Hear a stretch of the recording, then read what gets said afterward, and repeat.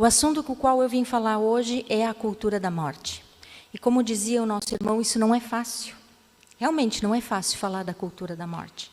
Falar do amor de Deus, falar dos dons do Espírito Santo é muito melhor. Mas nós temos que abrir, sim, a nossa mente, os nossos ouvidos, os nossos olhos, porque o mundo caminha para uma cultura de morte. Só que nós não somos adeptos e nós não somos pessoas que desejam a morte. Nós que estamos aqui, não. Você que nos acompanha, com certeza também não. Por isso nós estamos aqui para afirmar, nós temos um Deus que é vida. Nós temos um Deus que é alegria. Nós temos um Deus que é esperança. Nós temos um Deus que nos ajuda a dizer não para a cultura da morte. E é por isso que nós viemos aqui. E por isso que nós vivemos junto, cidadãos do infinito, para dizer sim à vida e não à morte. A cultura da morte não é só o aborto, mas é toda e qualquer transgressão aos mandamentos de Deus. E como Deus é bom, né? Quando a gente acredita que Deus age na vida da gente, é o Espírito Santo que manda. Cadê o nosso Gleidson, né? Gleidson, nós nos comunicamos para fazer os slides? Não. Sabe quem nos comunicou e nos uniu? O Espírito Santo. Sabe por quê? Vocês vão ver. Eu fiz os meus slides, o Gleidson fez os dele. Agora vocês vão perceber que quando a gente diz sim ao Senhor da vida, o Espírito Santo age sem que as pessoas se conversem, mas é o Espírito Santo que faz agir. Olha só, primeiro slide. É uma notícia que deu há pouco tempo, né?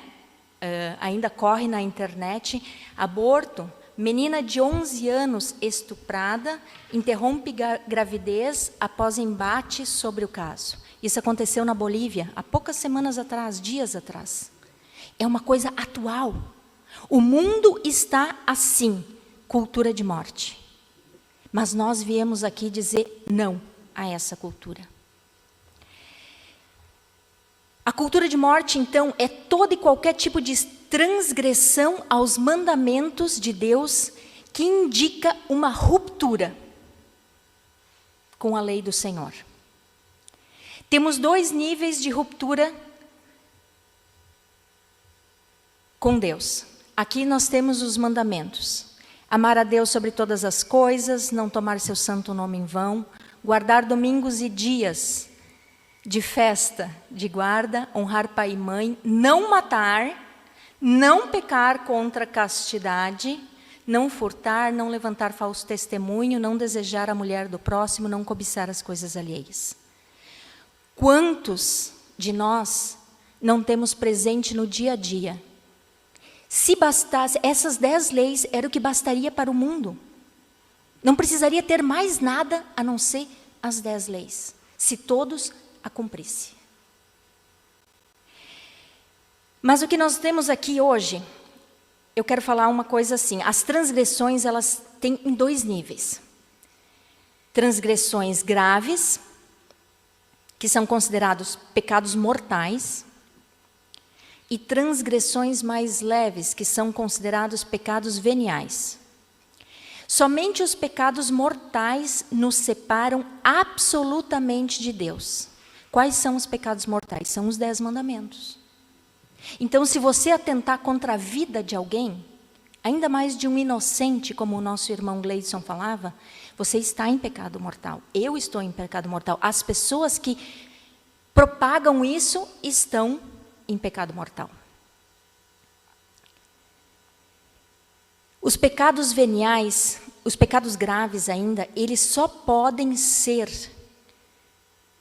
desfeitos na nossa vida a partir do arrependimento e de uma confissão sincera. Se eu menti, se eu roubei, se eu matei, se eu adulterei, é pecado grave. Não tem discussão. Isso é cultura de morte. Por quê? Porque o nosso corpo vai ao encontro daquilo que Deus não quer para nós, não desejou para nós. E com certeza, os nossos planos sempre são inferiores, muito inferiores aos planos de Deus. Porque Deus é infinito, Deus é amor pleno. Mas nós, seres humanos, somos assim, pecadores, errados. Mas Deus sempre está pronto para nos acolher e reconciliar. Somente os pecados mortais nos separam absolutamente de Deus, mas podemos nos arrepender deles e obter o perdão de Deus através da confissão sincera a um sacerdote autorizado, ordenado, que vai dizer: sim, você pecou, mas eu te absolvo em nome do Pai, do Filho e do Espírito Santo. Essa é a penitência, arrependa-te cada vez mais. E nesse momento da confissão, nós voltamos a nos ligar com o Senhor. Os pecados leves, os veniais, são também perdoados no sacramento da confissão, ou por outros atos de penitência que praticamos, ainda que não tenham sido declarados na confissão. Ou seja, os pecados leves. Se eu me arrependo verdadeiramente, na missa, eu sou perdoada no ato de penitência, no ato penitencial. Mas eu também devo confessar esses pecados ao sacerdote. Por quê? Porque enquanto mais livre do pecado eu estiver, mais graça e mais próximo do Senhor eu vou estar, mais íntima. Maria foi concebida sem pecado, ela é pura graça de Deus, ela é pura graça. Então, não matar e não pecar contra a castidade geram grandes e inúmeros outros pecados. Lá em Gálatas 5, coloca para nós esse, ali ó. O que está escrito em Gálatas 5? Ora, as obras da carne são estas, as obras da carne, ou seja, eu, Maria Denise, na minha carne, na minha vida cotidiana, muitas vezes pratico ou desejo ou penso em fornicação, impureza, libertinagem, idolatria, superstição, inimizade, brigas, ciúmes, ódio, ambição, discórdia, partidos, invejas, bebedeiras, orgias e outras coisas semelhantes. E nós que estamos aqui, mesmo buscando ao Senhor diariamente, com certeza nós pecamos mais de 7 vezes por dia, com certeza. Com certeza. Porque a minha carne é fraca, a nossa carne é fraca. A carne é fraca. Mas quando nós buscamos ao Senhor, Ele derrama sobre nós o Espírito Santo. E o que o Espírito Santo faz em nós? Seguindo ali Gálatas. Só para terminar antes então o versículo ali, diz assim: dessas coisas vos previno, falando ali da fornicação, da impureza, da libertinagem, da idolatria. Vos previno, como já preveni, os que as praticarem não herdarão o reino de Deus. Ou seja, quem busca praticar o que é da carne, em que inclusive eu coloquei em letra maior, não vai herdar o reino de Deus. Eu não sei vocês, meus irmãos e minhas irmãs, mas se está escrito na Bíblia, eu não duvido. É palavra de Deus. Não adianta alguém dizer para mim: não, isso não é bem assim, a gente faz isso depois, a gente remenda um pouquinho ali, a gente faz um pouquinho aqui. Não! É palavra de Deus, se está na Bíblia, é isso e ponto final. Eu acredito nisso. Mas, dando sequência a Gálatas, diz assim: ao contrário, o fruto do Espírito é caridade, alegria, paz, paciência, afabilidade, bondade, fidelidade, brandura, temperança. Contra estas coisas não há lei.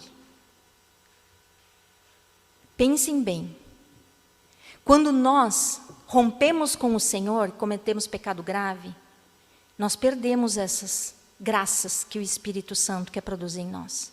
Mas ao nos arrependermos, buscando a confissão, os sacramentos, e pedindo, sim, Senhor Deus da vida, derrama sobre mim teu Espírito Santo para que eu não faça mais essas coisas. Me enche com teu Espírito Santo. O que vai acontecer? Vai acontecer que o Espírito Santo vai se mover dentro de mim e vai produzir a cada dia mais caridade, mais alegria, mais paz, mais paciência, mais afabilidade, mais bondade, mais fidelidade, mais brandura e mais temperança. E contra essas coisas não tem pessoa que vai poder levantar o dedo contra mim ou contra você. Mas isso é uma caminhada. Isso não é como chegar no supermercado, encher o carrinho e ir para casa. Se fosse assim, seria muito fácil. Nós erramos, nós vacilamos, nós caímos. Mas o Espírito Santo, com seus santos anjos, com a Trindade Santa, com Maria Santíssima, com os santos que intercedem por nós, nos dão força para que a gente retorne ao caminho cada dia e quebre na nossa vida, interrompa a cultura de morte. Por que a igreja defende a vida humana? A igreja nos ensina que há um só Deus Todo-Poderoso, que criou o céu, a terra e todas as coisas que no céu e na terra se contêm. Isto é, todo o universo. A vida presente na terra é, portanto, um dom de Deus que nos cumpre preservar e orientar para Deus. Olha que profundo isso. Portanto, a vida presente na terra, a vida que existe na terra, é, portanto, um dom de Deus. Ninguém é dono do outro. Deus deu a vida a cada um de nós por gratuidade. O dom da vida é de Deus. Portanto, que Deus nos cumpre preservar, a vida presente na terra, portanto, é um dom de Deus, que nos cumpre preservar e orientar para Deus. Nós temos que preservar a vida e levá-la para Deus. Como o Gleidson falava, não é simplesmente gerar o filho e aí. Tem que educar. Educar para quê? Para jogar joguinho no celular? Não! Educar para Deus. Elevar, tem que batizar a criança, tem que batizar a criança, tem que fazer a primeira comunhão, tem que fazer a primeira comunhão. Não tem que esperar decidir quando for adulto. A criança não sabe decidir. Nós, pais, temos que decidir pela criança. Porque senão pode ser que ela se torne um adulto de cultura de morte. E isso vai ser cobrado depois, de nós como pais, de nós como educadores, como catequistas, como pessoas. Explicação do que é o homem. Vamos olhar ali. O homem é uma criatura racional, composta de alma e corpo. O corpo é gerado pelos pais, e uma alma imortal é criada e infundida por Deus nesse corpo. O homem se separa do seu pai, sai da sua casa, se une com a sua mulher. O homem e a mulher se saem das suas casas, se unem e formam uma nova família. E com a bênção de Deus, o sacramento do matrimônio, geram novos filhos. O corpo do ser humano é gerado pelo corpo, mas o Espírito de Deus é infundido naquele ventre e Deus cria uma nova criatura. Explicação do que é uma alma. A alma é uma substância espiritual dotada de inteligência e de vontade, capaz de conhecer e amar a Deus e de o possuir eternamente. A alma é uma substância espiritual dotada de inteligência e vontade, capaz de conhecer e amar a Deus e o possuir eternamente. A nossa alma infundida no nosso corpo por Deus no ato da concepção, ela tem inteligência. Ela é viva. E ela deseja a Deus. E o que o nosso corpo deseja? O pecado. Então, se o corpo deseja mais o pecado e a alma deseja mais a Deus, aí está o desequilíbrio do ser humano. A criatura que foi obra-prima criada por Deus, rejeita seu Criador e busca o decaído, aquele que introduziu a mentira, o orgulho na humanidade. Essa busca errada gera a cultura da morte no meio da humanidade. Olha que coisa interessante. Volta um pouquinho ali, faz favor, deixa no anterior um minutinho. Se o corpo deseja mais o pecado, mas a alma, ela é um espírito inteligente, ela deseja Deus. Olha o conflito do ser humano. Ele faz mal para si e ele faz mal para os outros. E gera a cultura da morte. Esse é o desequilíbrio do ser humano. Porque o ser humano foi criado para ficar como era Adão e Eva. Eles viviam no paraíso, eles tinham contato com Deus, Deus caminhava naquele jardim. Eles eram íntimos do Senhor. Mas uma vez entrando o pecado, pela inveja, pelo orgulho, houve esse desequilíbrio do corpo e da alma, se desprendeu do Senhor e gerou toda essa cultura de morte. Toda essa cultura de morte. Os pecados cometidos contra o sexto mandamento levam ao pecado contra o quinto mandamento. O sexto mandamento é não pecar contra a castidade. O quinto mandamento é não matar. Então, se eu peco contra a castidade, que é, por exemplo, né, os jovens se conhecem, vão ficando, quando vê tem relação sexual. A menina fica grávida. O pai e a mãe obrigam a tirar, porque é de uma família nobre, o que vão falar da minha filhinha? Vocês percebem o quanto gera outros pecados? Mentiras, discórdias, brigas. Tudo isso é o rompimento do ser humano, da alma, com o Senhor. As consequências do pecado contra a castidade. Quais são as consequências do pecado contra a castidade? Num plano individual, a luxúria destrói a paz da alma, a nobreza do caráter, o desejo do céu e provoca cegueira espiritual. Quando a busca torna-se intensa, provoca nervosismo, excitação, impaciência e conduz a outros pecados.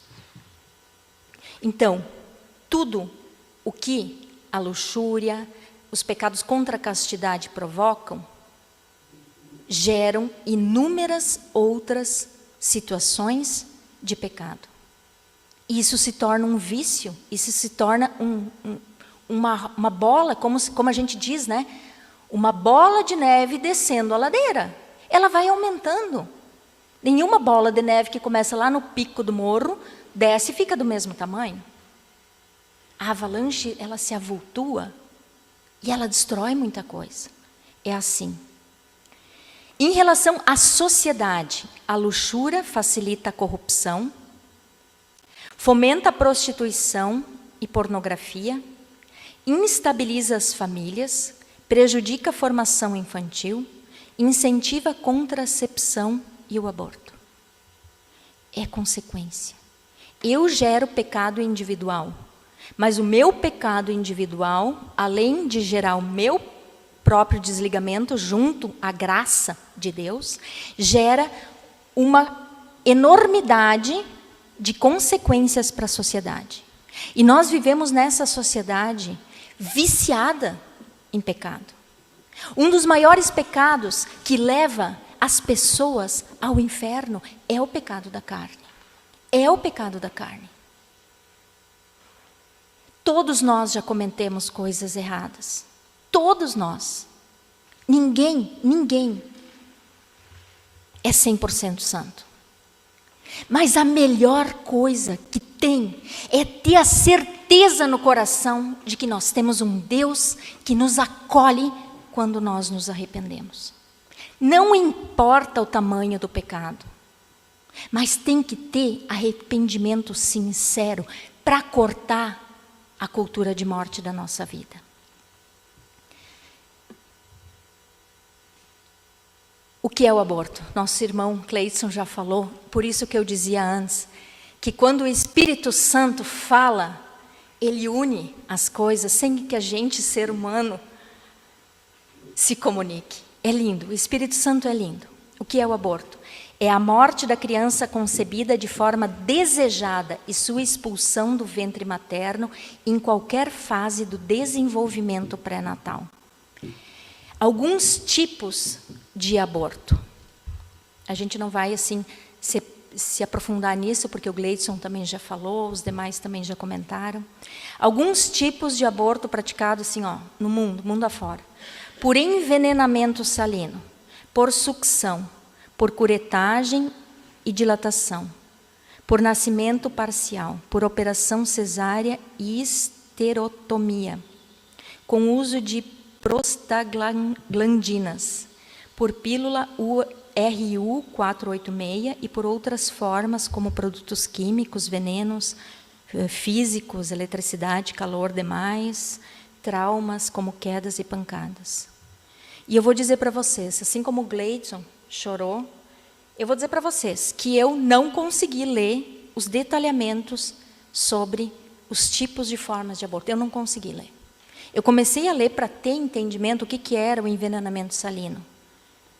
É o médico ou o profissional que faz isso, enfiar uma solução salina, altamente salina, no útero da mulher, e a criança morre, porque ela se alimenta, né, do líquido amniótico, e ela ela foi contaminada com aquela solução, esse envenenamento salino, ela é envenenada, a pele da criança queima, ela tem profundas dores, ela respira, ela engole aquela solução salina. Gente, isso não tem cabimento. Não tem cabimento. Eu li este e li mais um e disse, não, eu não consigo ler. Eu quero falar da cultura de morte, mas acima da cultura de morte nós temos um Deus e uma mãe que nos acolhe. E é por isso que os cidadãos do infinito existem, para rezar em favor da vida. É essa a nossa missão. E você que nos acompanha, ou que ainda vai nos acompanhar, é isso que você deve fazer na sua casa. É isso que você tem que fazer, rezar para que a cultura de morte seja abolida da face da terra. O Santo Papa João Paulo II, ele escreveu sobre o aborto. E um pedacinho diz assim: declaro que o aborto direto, isto é, querido como fim ou como meio, constituiu sempre uma desordem moral grave, enquanto morte deliberada de um ser humano inocente. Nenhuma circunstância, nenhum fim, nenhuma lei no mundo poderá jamais tornar lícito um ato que é intrinsecamente ilícito, porque contrário à lei de Deus, inscrita no coração de cada homem, reconhecível pela própria razão e promulgada pela Igreja. O aborto é um ato ilícito, irrevogável, sem discussão. Ninguém deveria estar discutindo sobre aborto, porque ele é contrário às leis de Deus. Porque contrário à lei de Deus, o aborto, quais são as leis de Deus? São os mandamentos e aquilo que a gente não deveria fazer. Inscrita no coração de cada homem, cada ser humano criado por Deus, nós que estamos aqui, nós temos a lei de Deus no nosso ser. Porque a alma foi criada por Deus. E ela foi incutida dentro de nós, dentro deste corpo perecível. E a alma traz os traços de Deus. A alma deseja as graças de Deus.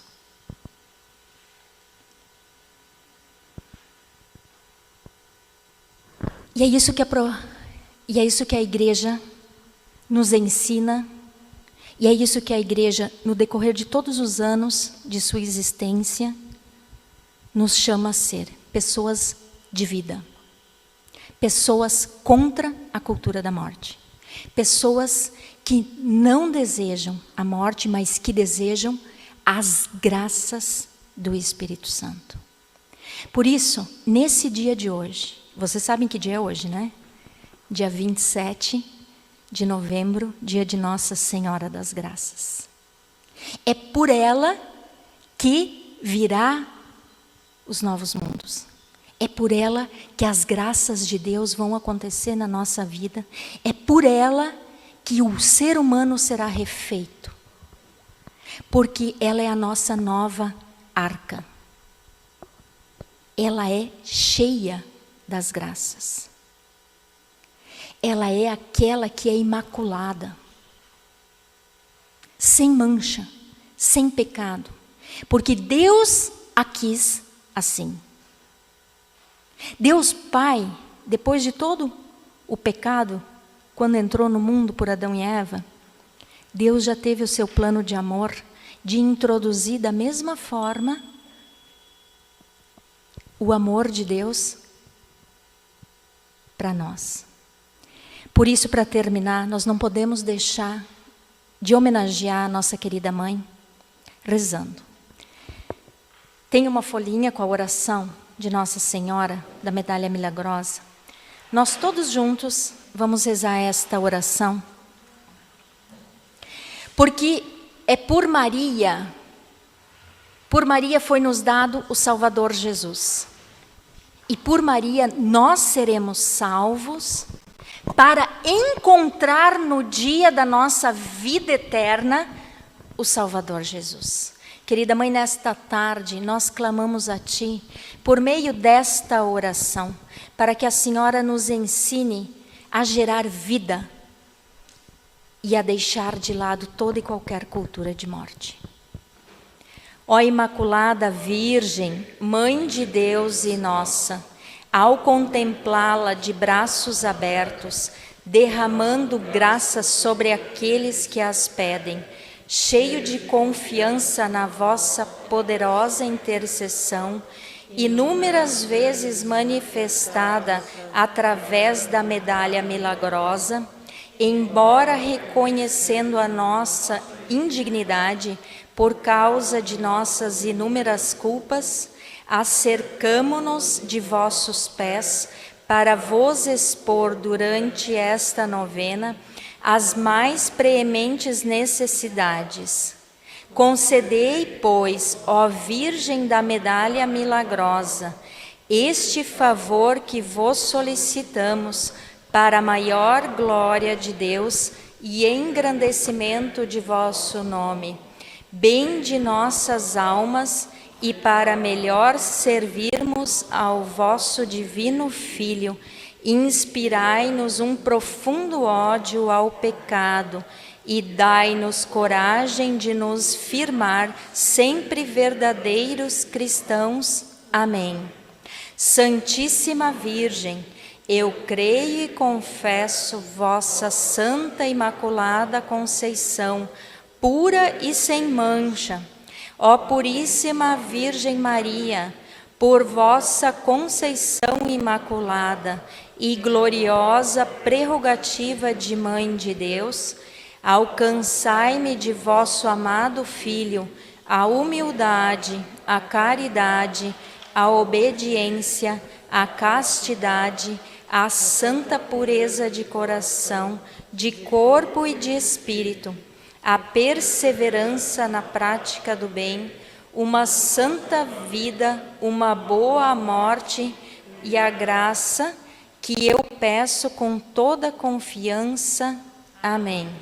Santíssima Virgem, eu reconheço a vossa Santa Imaculada Conceição, pura e sem mancha.